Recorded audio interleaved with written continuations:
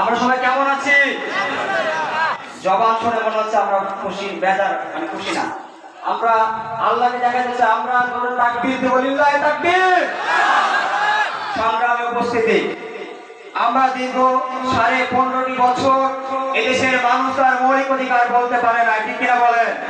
এদেশের মানুষের বাক স্বাধীনতাকে হরণ করা হয়েছিল, আমাদের মৌলিক অধিকারকে হরণ করা হয়েছিল, তাফসীর কোরআন মাহফিলে 144 জারি করা হয়েছিল, এমনকি স্কুলে এসে আলেমদেরকে ঘর ধাক্কা দিয়ে মাইক কেড়ে নেওয়া হয়েছিল, ঠিক কিনা বলেন? আমরা দেখেছি অতীতে কোন ধর্মনিরপেক্ষতা মতবাদ দেশের শান্তি দিতে পারে নাই।